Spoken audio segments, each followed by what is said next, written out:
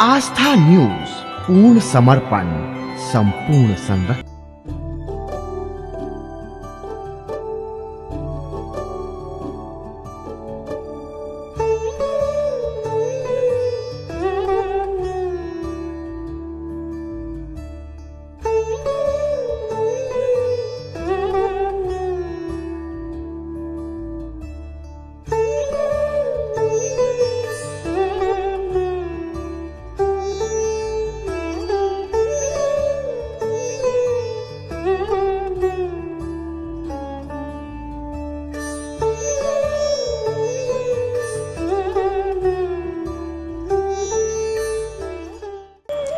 नमस्कार।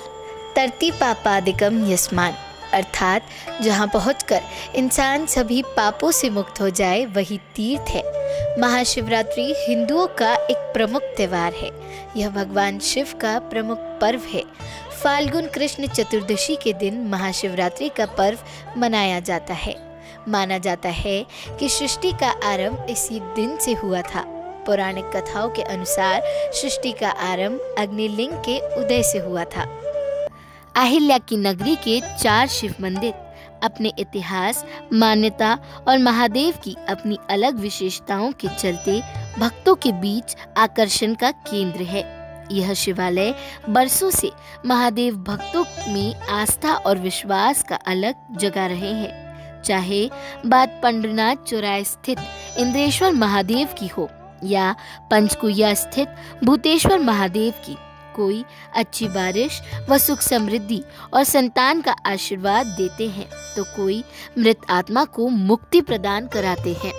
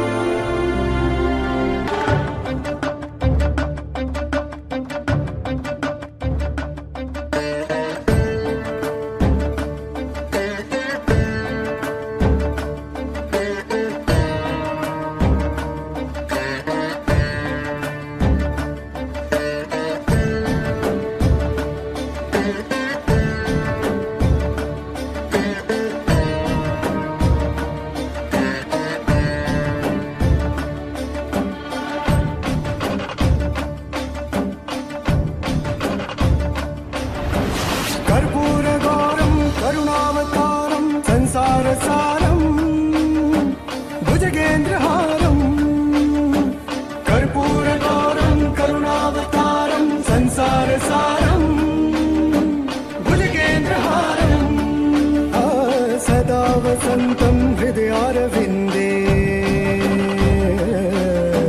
सदा वसन्तं हृदयारविन्दे, भवं भवानी सहितं नमामि, भवं भवानी सहितं नमामि।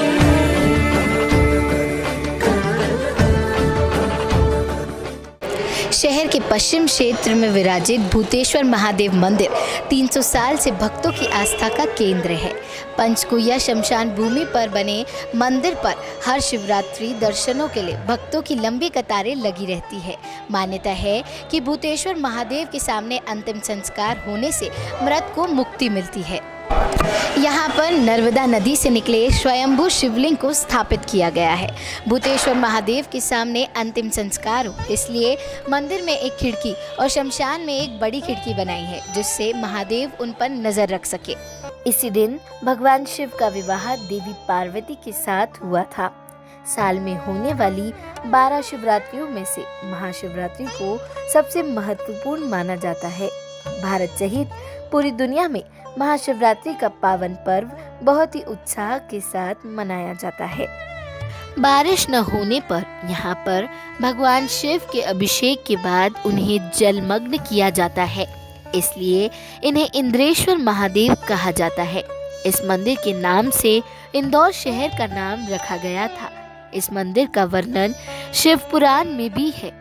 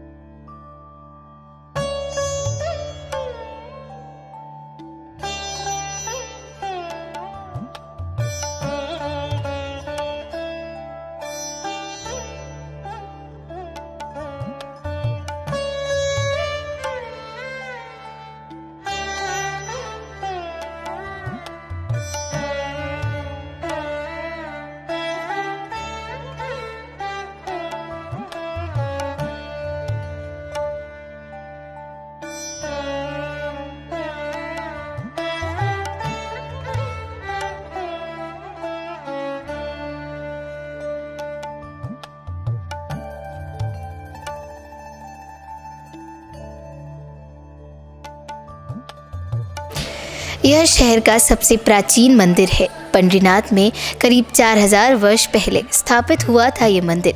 यहाँ के पुजारी महंता महेंद्रपुरी जी ने बताया कि उनकी 35 पीढ़ियाँ यहाँ सेवा कर चुकी है। मान्यता है कि यहाँ शिवलिंग को स्पर्श कर निकलने वाले जल को ग्रहण करने से सारी बीमारियाँ दूर हो जाती है, जिसमें सफ़ेद दाग की बीमारी भी शामिल है। इंदौर राजवाड़ा के पीछे स्थित जबरेश्वर महादेव मंदिर 200 साल पुराना है। मान्यता के अनुसार यहाँ पर बैलगाड़ी पर भोलेनाथ की मूर्ति ले जाते समय इस स्थान पर बैलगाड़ी का पहिया अचानक टूट गया। पहिया लगने के बाद काफी कोशिश की, लेकिन ना तो बैलगाड़ी आगे बढ़ी और ना ही मूर्ति वहां से हिल पाई। उसी समय होलकर राज परिवार ने निर्णय लिया कि मूर्ति को यहीं स्थापित करवा दिया जाए। फिर इस शिवलिंग की विधि विधान से पूजा कर इसे स्थापित किया गया। तभी से इस मंदिर का नाम जबरेश्वर महादेव रखा गया।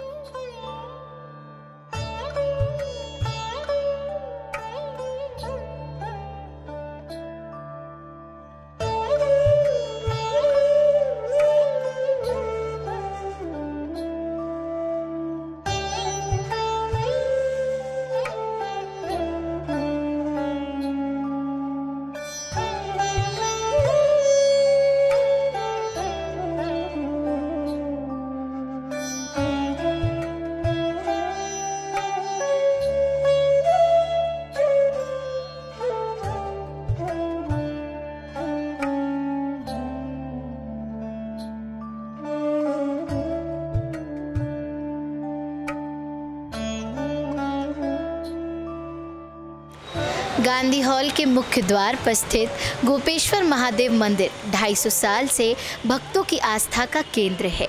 मान्यता है कि भगवान भक्तों की संतान की इच्छा को पूरी करते हैं। मंदिर की पूजा पाठ और संचालन ओझा परिवार कर रहा है।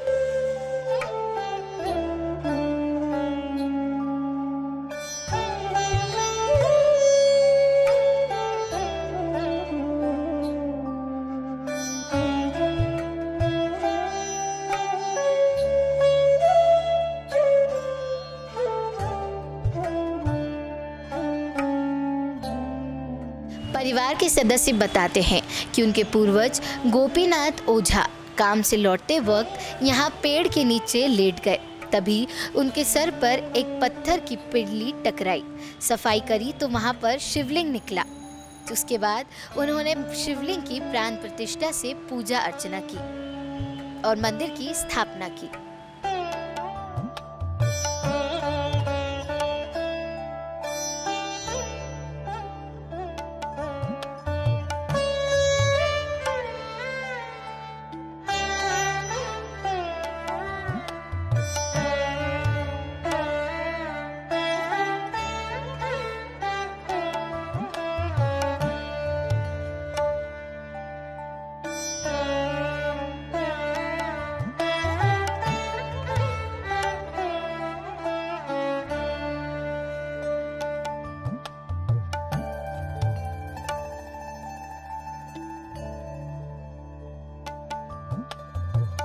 किला मैदान स्थित गुटकेश्वर महादेव मंदिर की स्थापना 1851 में हुई थी।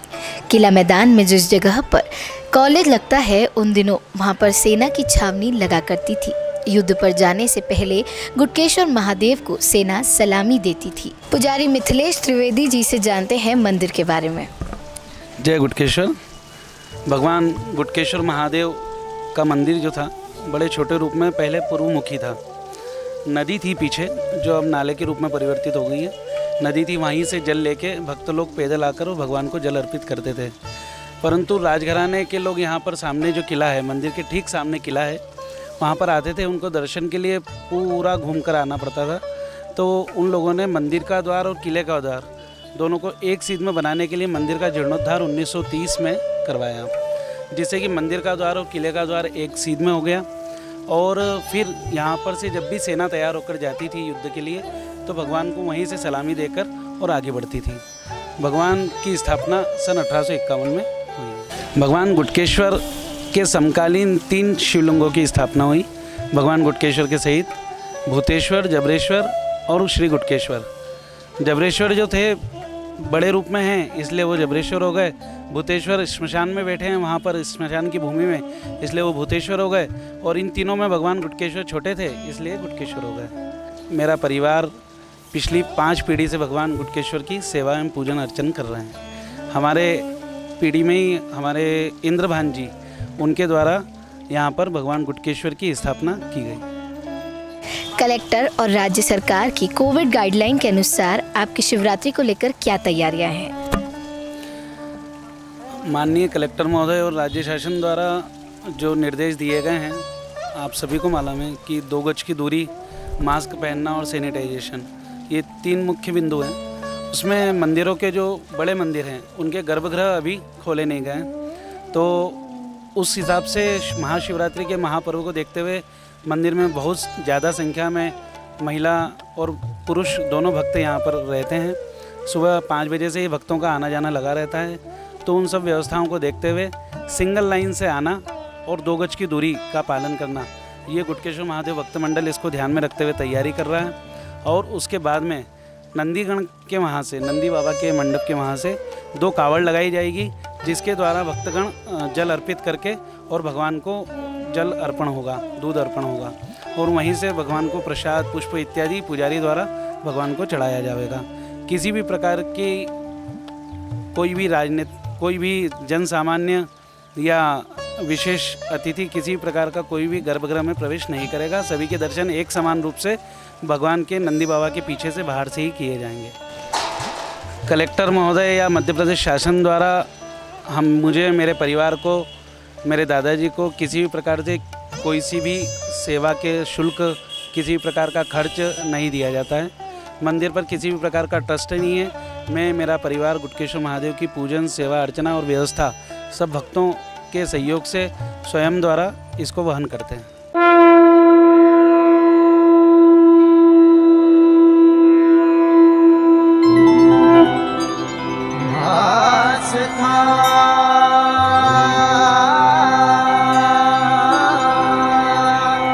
आस्था न्यूज, पूर्ण समर्पण, संपूर्ण संरक्षण।